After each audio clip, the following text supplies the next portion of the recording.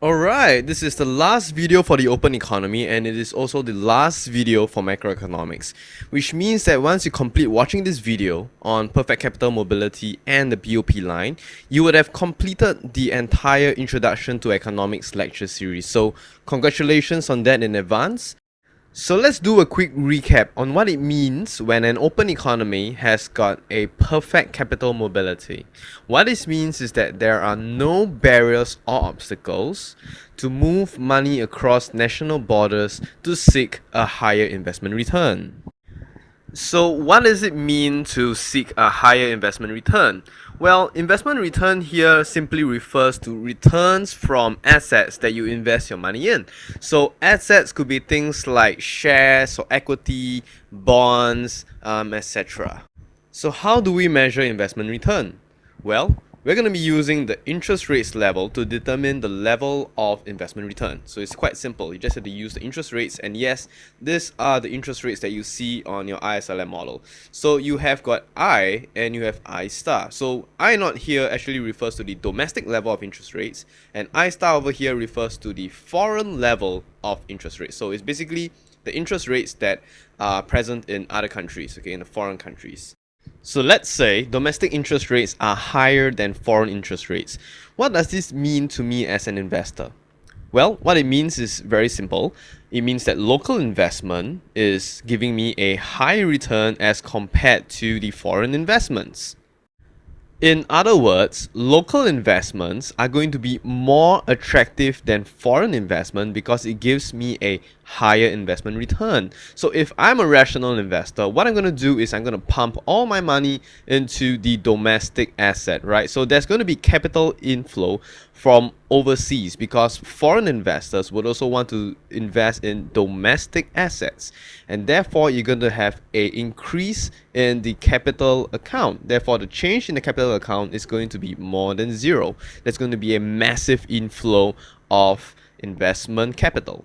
Okay, so for example, if I had $100 to invest and I have got two options, an asset giving me 5% and another asset giving me 10%.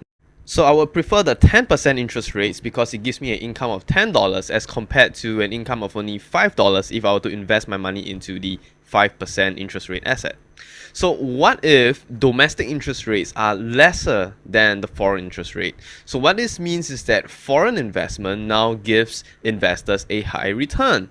So it makes foreign investment more attractive than local investment or local assets, right?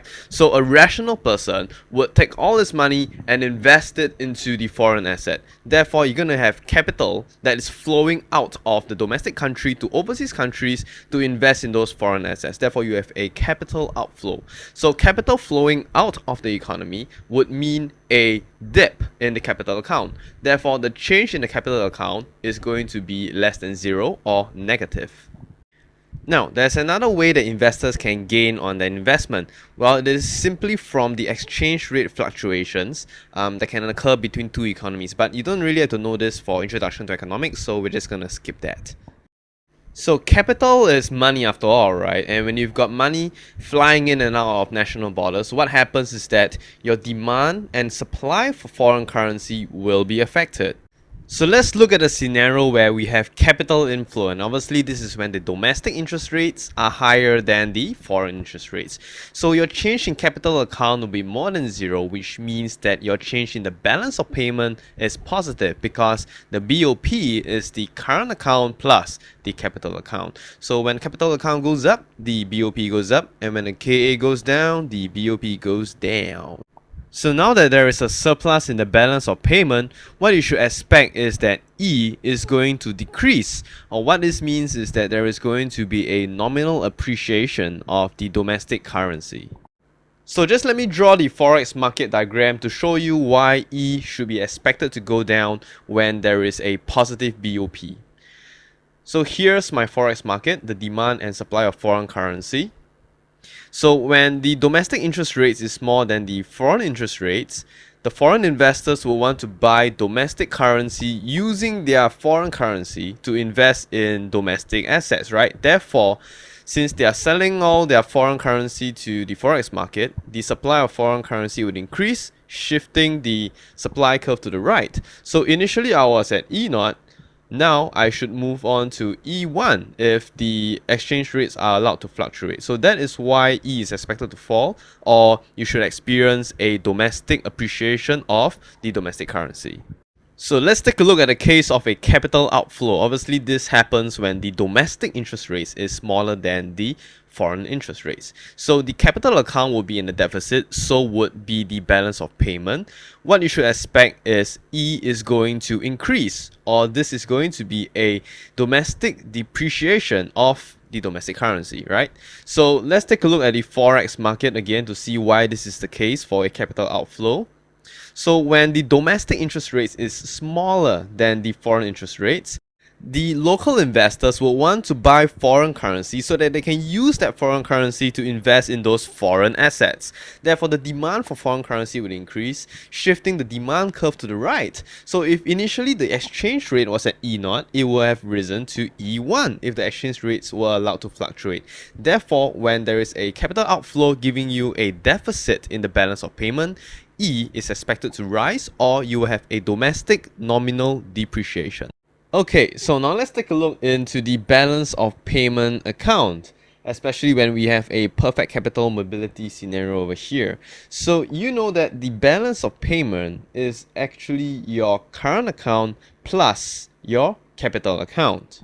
So some of you might think that since we have perfect capital mobility means that there is no current account. Well, that is not true. The current account is still there. The only difference now is that your capital account is going to experience very big changes.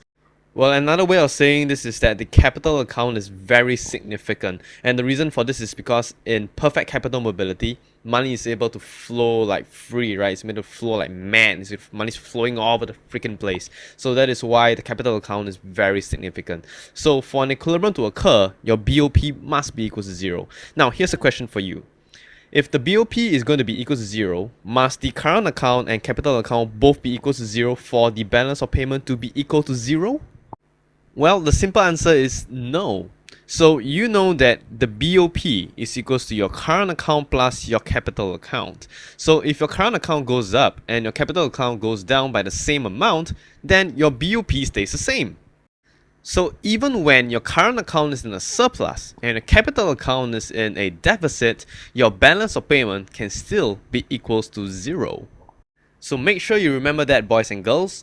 So now, for perfect capital mobility, here's how things are going to work. So the explanation for this is that the capital account is very, very sensitive to interest rates differentials. And when I say interest rates differentials, I'm basically talking about the nominal interest rates versus the foreign interest rates. So once there's a very slight difference between I and I star, what happens is that there is going to be massive capital flow because everybody wants to make more money, right? That's right. So what this means is that there is only one level of domestic interest rates that keeps the change in capital account to be equal to 0, which means that there's going to be no more massive capital flows. So can you guess what is that level of interest rates that I'm talking about? Well, that level of interest rates is simply the foreign level of interest rates. So when both interest rates levels are the same, then there will be no more massive capital inflows or outflows. So the foreign level of interest rate is actually a exogenous variable and it is a constant. Well, the reason for this is that, well, it's quite simple, right? The local central bank is not going to be able to change the foreign central bank policies to affect the foreign level of interest rates. So what does all this mean? Well, this means that the balance of payment line is actually a horizontal line if you were to draw it on the ISLM model space. So let me just show you what the graph actually looks like, and I'm going to draw the BOP equals to 0 line. So this is my IS curve for an open economy, nothing different over here. And then you have your LM curve, also nothing different over here. So the initial equilibrium at point A is going to give me an income level of Y0. So here's what the BOP line looks like. It is simply a straight and horizontal line, and we're going to label this as BOP equals to 0, and the level of interest rates has to be the same for both the domestic and the foreign economy, so that there will be no massive capital outflows. There is going to be external equilibrium. So the final ISLM equilibrium must land along this balance of payment equals to 0 line, so that we can achieve both internal and external equilibrium. Okay, so let me just explain what does internal and external equilibrium mean. So your external equilibrium basically means that there is equilibrium in the domestic goods market and the money market. So this is simply your ISLM equilibrium, which you have been really very good at. So the external equilibrium here basically refers to the balance of payment equals to 0. So therefore, your ISLM model must give you I equals to I star. This is the only situation whereby there will be no massive capital inflow or outflow, and once that happens, you can have your external equilibrium. Okay, so now let's take a look at the BOP equals to 0 line in deeper detail. So we're actually going to create an equation for this. So here's how it goes. So you got a balance payment is equals to your current account plus your capital account. Now let's break it down. So your current account is actually NX0 multiplied by the real exchange rate minus M1Y, plus your capital account, which is F multiplied by bracket I minus I star. So the top line is your current account, and NX0 over here simply refers to the sensitivity of net exports to the real exchange rate. So how does your net exports change when the real exchange rate change? So the bottom line here refers to the capital account, and F refers to the degree of capital mobility. How free is capital able to flow? So if there's zero capital mobility, then F equals to 0. And when there's perfect capital mobility, F is equals to infinity. So BOP has to be equals to 0. So this whole equation also equals to 0. Now we're going to pay attention to this portion of the entire equation. What we need to do now is to isolate I on the left hand side of the equation and y on the right hand side of the equation. As you can see, I'm slowly moving towards deriving a equation for the BOP line. Okay, so let's just rewrite the equation on a separate line so that we can see it clearer. So you have NX0 times the real exchange rate minus M1Y plus F multiplied by bracket I minus I star equals to 0. So I isolate I on the left hand side, and I'm going to have this string of gibberish over here. Okay, I hope it's not that complicated. And by the way, M1 is simply your marginal propensity to import. Okay, so I divide everybody by F. And you will soon start to see that I have something that looks like an equation for the ISLM space, right? So this is the final equation of the BOP line. So we call this the BOP equals to 0 equation. So this portion over here is actually the vertical intercept, and this portion over here is the gradient of the BOP line. Okay, so let's take a look at this in more detail. So we have perfect capital mobility, therefore F is going to be equals to infinity, right? So let's take a look at this negative NX0 times the real exchange rate over F. So this is going to become 0, right? Because infinity is a huge number. So you take something divided by a huge number, you're going to get something that's almost 0. Okay, so that's the reason why this thing here is almost 0. All right, it is because of a super huge denominator.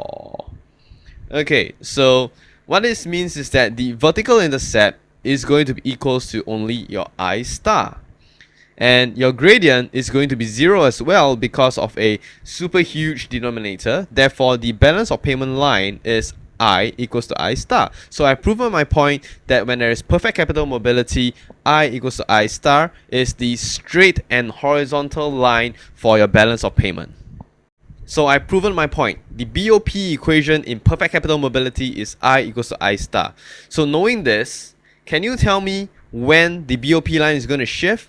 Well, it only shifts up and down when the foreign interest rates goes up or goes down respectively. So that is the only time that the thing shifts. Alright, now let's take it to the next level, shall we? what if we have a scenario where this open economy has got zero capital mobility? So this means that F equals to 0, so there's a 0 degree for capital to be mobile.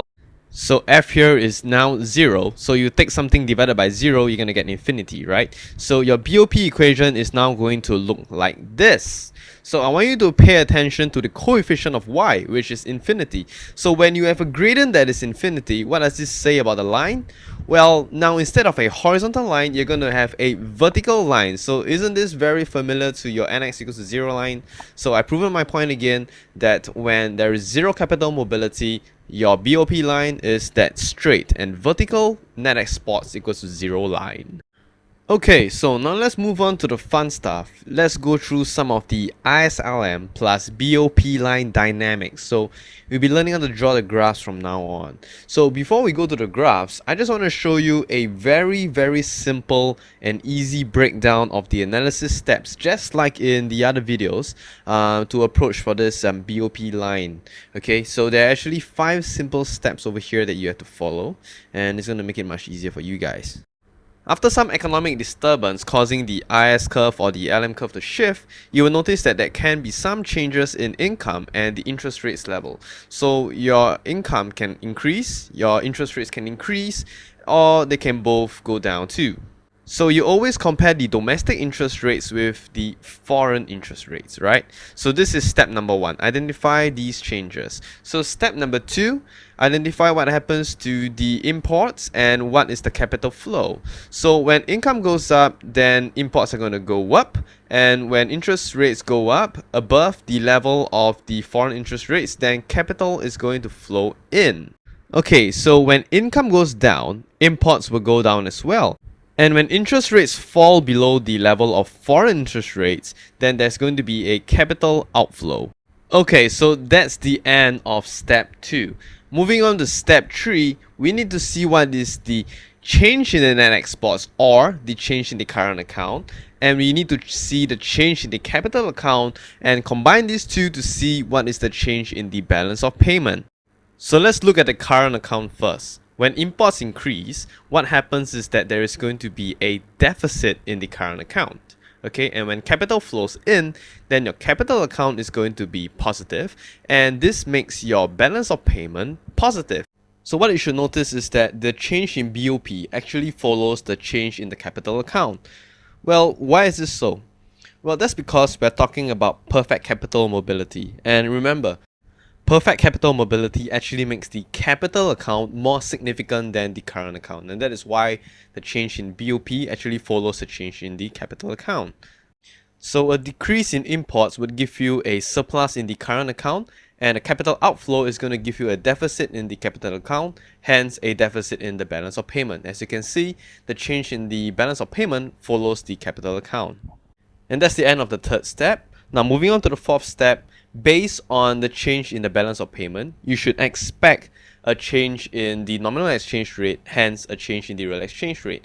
So if there is a surplus in the balance of payment, you would expect E to fall, and if there is a deficit in the balance of payment, you should expect E to increase. So it's either an expected appreciation or depreciation. And the 5th step is quite simple. You just got to find out what is the exchange rate policy that this open economy is adopting. It's either a fixed exchange rate policy or a flexible exchange rate policy. Okay, so now that you have the 5 easy steps for you to analyze an open economy, let's look at what are the examples that we're going to be going through today. So the first one is going to be a contractionary fiscal policy with fixed exchange rate, followed by an expansionary one with flexible exchange rate, and then we move on to a contractionary monetary policy with fixed exchange rate, and lastly an expansionary monetary policy with flexible exchange rate. Okay, so let's move on to the first example for today. It's going to be a contractionary fiscal policy with a fixed exchange rate policy. Okay, so here's my initial equilibrium for the ISLM with the BOP equals to 0 line. So government spending will decrease due to the contraction. So AE goes down, the IS curve is going to shift to the left somewhere here, right? So we have our new IS curve with a new level of government spending. So after the crowding in effect, the income level would fall to Y1 and the interest rates level will fall below the foreign interest rates level. And because Y has gone down, this means that imports would fall, and when there's a lower interest rates, you've got a massive capital outflow into foreign investments because they are more attractive. So there's going to be a surplus in the current account and a deficit in the capital account. Therefore, your change in your balance of payment is going to be less than zero. It follows the direction of the change in the capital account. Therefore, the nominal exchange rate is expected to increase, or you should expect a domestic depreciation of the currency, right? So let's take a look at the forex market to find out why. So initially we were at point A, the exchange rate was at E0. So when capital flows into foreign investment, basically these investors need foreign currency to invest in those foreign assets, right? Therefore, the demand for foreign currency would increase. Therefore, you would expect the exchange rate to increase from E0 to E1. But we have a fixed exchange rate policy. So what a central bank is going to do is to increase the supply of foreign currency by selling foreign currency to the forex market. Therefore, we actually force the currency to be at E0. So the central bank receives domestic currency for selling those foreign currency, right? Therefore, the money supply is going to fall, causing the real money supply to fall, causing the LM curve to shift up until your balance of payment is equal to 0. And the balance of payment will be equal to 0 when the domestic interest rates is equals to the foreign interest rates. Remember that this is the condition where we can have internal and external equilibrium. Okay, so the LM curve is going to shift up to LM1, and we have a new equilibrium at point C where income has fallen to Y2 and interest rates is back at the level of I0, which is the same as the foreign level of interest. Okay, I'm now going to prove to you that this is the final equilibrium. Okay, so Y going down would cause my imports to go down, and interest rates going back up to the level of foreign interest rates would actually stop capital from flowing out. Now, I know that most of you would think that, oh, when the interest rates increase, we will actually have a capital inflow. Therefore, you should have a positive change in the capital account. Well, that's not exactly true. I'm going to offer you an explanation a little bit later. So now that imports has fallen, there will be a positive change in the current account. And this should eventually give you a change in BOP that is equal to 0. So the balance of payment is now balanced and you actually have your final equilibrium at point C. So let's take a look at why the balance of payment is actually balanced. Okay, so take a look at these two boxes which I've just highlighted. I'm going to need the information inside these boxes to explain to you why the BOP is now equals to 0. So if I'm going to draw a graph, okay, with time on the horizontal axis and the balance of payment on the vertical axis, what you'll notice is that we first went into the negative region because of the capital outflow due to the decrease in interest. So how did it go back to the point where BP equals to 0? Well, it is because of the positive change in the current account due to the decrease in imports. So there, you see, this is how we actually got back to a balance of payment as equals to 0. So this is actually quite a simple example. There would be a little bit more complicated stuff later, but no worries, we'll go through that slowly.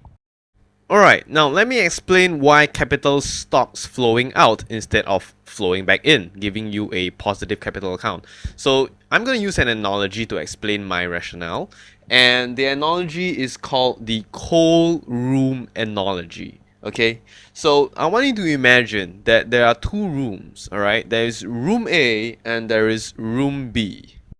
And I also want you to imagine that the temperature in room A is going to be 5 degrees Celsius, so is the temperature in room B.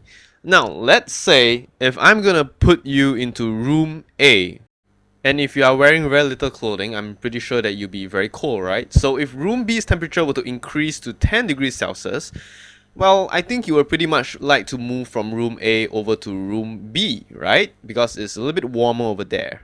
Okay, so now let's assume that we then increase the temperature of room A to 10 degrees Celsius.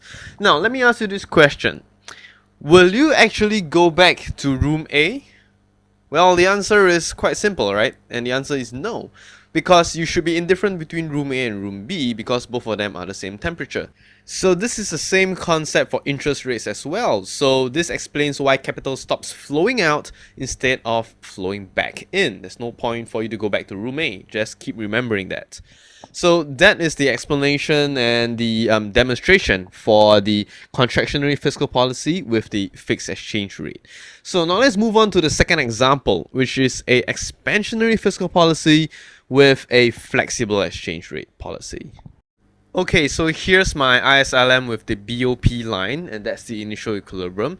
So government spending increases, AE increases, therefore my IS curve is going to shift to the right, okay, causing my income to increase and my interest rates level to increase above the foreign interest rates level. Okay, so let's look at that in the diagram. So here's my new IS curve, and that's G1. The exchange rate is still the same. So imports would have increased, and the increase in interest rates would cause a massive capital outflow. So this gives me a deficit in the current account and a positive change in the capital account. And the balance of payments simply follows the capital account. So you should expect E to fall, which is a appreciation of the domestic currency. So let's take a look at the forex market again to see why this is the case. So initially we were at point A, exchange rate is at E0. So the thing is that the foreigners are going to need domestic currency to invest in the more attractive domestic assets. Therefore, they will have to sell their foreign currency, causing an increase in the supply of foreign currency. So you know that you have a flexible exchange rate policy over here, so the central bank is not going to interfere. So E eventually falls and epsilon will fall as well. So this is a real appreciation of the domestic currency. So exports are going to fall because they are more expensive to the foreigners, and imports are going to increase because foreign goods and services are now cheaper. Therefore, there will be a negative change in the net exports. Therefore, your IS curve is going to shift to the left since the aggregate expenditure is going to fall. Okay, so we are now at point B, and your IS curve is going to shift left. So it's going to shift left to where? It's basically going to go back to the original IS curve, okay? Because the IS curve is simply going to shift until you achieve BOP equals to 0. So IS0 is also IS2. You need to be aware of my notations. Basically, E0 has changed to E1. Okay, so let's move on. So you know that income has fallen. Interest rates has fallen back to the same level of the foreign interest rates. And let me tell you that at this point, it is the final equilibrium. So let me explain why. So a decrease in income is going to cause your imports to decrease. And when the interest rates level is the same as the foreign interest rates level, then capital stops flowing in. Okay, so now what you have is a positive change in the current account, but the balance of payment is now equals to 0. So you have a final equilibrium at point C. Okay, so take note that at this point, the current account is still in a surplus because the capital has already flown in, right? So there is already a surplus in capital. So now the question is, how do we get the BOP to be equals to 0? So I'm going to highlight 3 pieces of information. 1, 2, and 3. So these 3 pieces of information is going to help me determine how I got back to BOP equals to 0. So initially I have a surplus in the BOP because of the massive capital inflow. And then how did it go back to 0?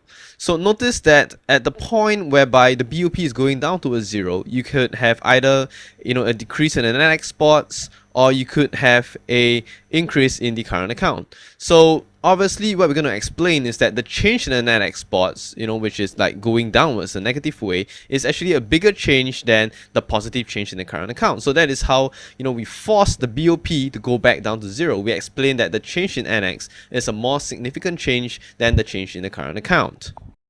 So you might be wondering, hey, ain't both of them the same thing? Well, remember, the negative change in the net exports was caused by the decrease in the real exchange rate, whereas the positive change in the current account was due to the decrease in the income level, hence the decrease in the imports level. So they're both caused by very different things. So you have to determine which one was the bigger one. And obviously, to determine that, you just got to find out which is the one that brings BOP back down to 0. Okay, now let's talk about policy effectiveness. So you should notice that there is no change in income and there is also no change in interest rates, right? So what do you think about this policy? Well, basically, fiscal policies suck when there is a flexible exchange rate, and furthermore, there is a perfect capital mobility condition, right? So these are the two conditions where fiscal policies suck. So there's really no point for the government to actually conduct any form of fiscal policy here, because there's going to be no change in any of the real variables. There's going to be no change in the income level. So there's really no point, right? It's a retarded kind of a policy. Alright, so now let's move on to the third example for today. We are going to be talking about a contractionary monetary policy with a fixed exchange rate policy. Well, sincerely speaking, I hope that you should be pretty good at all this stuff right now. I think you should be, because it's been simplified into that 5 simple steps. But no worries, right? Just follow along, and let's see if we can help you to become better. Okay, so here we go. We have a equilibrium in the ISLM model with the BOP line. And contractionary monetary policy basically means that my money supply is going to fall, and my LM curve will then shift up, right? So this is the basic stuff. You have your new LM curve, which is LM1, and your income level is Y1, and your interest rates would have risen to be above the level of foreign interest rates. So what does this mean? The fall in income level will cause imports to fall, and the higher domestic interest rates will cause capital to flow in because our local assets are more attractive. So this will give us a surplus in the current account, surplus in the capital account, hence a surplus in the balance of payment. So you should expect E to decrease, or you should expect a appreciation of the domestic currency. So going back to the forex market, well, hopefully you don't really need this anymore because you understand, but maybe you can actually show this in the exams to show the examiner that you understand why E is expected to fall. Okay, so this is the usual reason. You should already be quite good at this, blah blah blah. So you should expect E0 to fall to E1, right? But we are in a condition where there is a fixed exchange rate policy. So your central bank is going to intervene. What it's going to do, it's going to try and increase the demand of foreign currency by buying up foreign currency from the forex market using the domestic currency, right? So it gives away all this domestic currency for the foreign currency. Therefore, the domestic money supply is going to increase, causing the LM curve to shift down. So the LM curve is going to shift down until you achieve the final equilibrium of BOP equals to 0. So the LM curve goes back down. You have LM0, which is also LM2. So take note here that actually M2 is the same as M0, right? Because if it's not the same, then how do you go back to the same LM curve? Basically, same LM curve means same real money supply. So point A is also your point C, which is your final equilibrium. So let's find out why this is the final equilibrium. So income would have increased back to Y0 and interest rates would fall. Therefore, imports would increase and capital will stop flowing in. Okay, so here you will have a decrease in the current account, but the balance of payment is still equal to 0. Hence, you have a final equilibrium at point C, or it's actually point A. Remember, at this point, the capital account is still positive because capital simply stops flowing in. So take note of these 2 boxes that I've highlighted because we need the information inside there to find out why BOP is now equal to 0. Let's take a look at the time graph again. So initially BOP was in a surplus because of the capital inflow. So it's going to go back down to 0. Why? Well, there's only one reason why. Because there has been a negative change in the current account due to the increase in income causing imports to increase. Okay, so this one was actually pretty simple. Okay, cool. So notice again that there has been no change in income and there's no change in interest rates. Therefore, monetary policy in a fixed exchange rate policy in a perfect capital mobility economy kind of sucks too, right? So there's no point for the central bank to carry out monetary policy if they want to fix the exchange rate in a case whereby you have perfect capital mobility, right? So this policy is very, very ineffective. Okay, cool. So now we can move on to the final example in this video. So in this final example, we're going to be talking about an expansionary monetary policy with flexible exchange rate policy. Okay, so the nominal money supply increases, causing the real money supply to increase. Therefore, the LM curve is going to shift down, just like this. Okay, so after all your different effects, you should be at point B. And income would have increased to Y1 and the interest rates level would fall below the foreign interest rates level. So What happens now is that there's going to be an increase in imports and capital actually starts flowing out of the economy. So you have a deficit in the current account and also a deficit in the capital account. Therefore, the balance of payment is now in a deficit. So you should expect E to increase, okay? But right now we are in a flexible exchange rate policy, so we don't really have to care so much about the central bank. So E increases, epsilon increases, you have a real depreciation of the domestic currency. So exports are going to increase because our stuff is now cheaper. Imports is going to decrease because the foreign stuff is more expensive. Therefore, the change in the net exports is more than zero. AE increases, the IS curve shifts to the right until your balance of payment is equals to 0. So you will end up here at point C. That is your new IS curve, and this is the final equilibrium. Point C is the final equilibrium. Alright, so Y increases, your interest rates rises back to the original level. Imports increase and capital stops flowing out. So you have a decrease in the current account, but your BOP is still equals to 0, and we have a final equilibrium at point C. Now take a look at these three pieces of information. I'm going to explain to you why the balance of payment is equals to 0. So looking at the time chart again, initially we have a negative balance of payment because of the massive capital outflow in the beginning, right? So how do we go back to the 0 point? Well, we had two things that happened. Now, firstly, we had the positive change in the net exports, and we have the negative change in the current account. So caused by both very different things, right? What we're going to explain is that the increase in the NX is going to be larger than the decrease in the current account. And that was how the negative BOP was actually pushed up to BOP equals to 0. Okay, so now let's analyze the policy here. You notice that you have a very big increase in the output level. Therefore, a monetary policy in a flexible exchange rate policy in a perfect capital mobility open economy is actually a very effective policy. So, the central banks would actually want to use this type of policies to, have a larger impact on the economy. And that brings me to the end of macroeconomics. It's been a big pleasure teaching all of you guys, and I sincerely want to thank you for studying with Quickienomics. So we have officially completed Intro to Econs. Yes!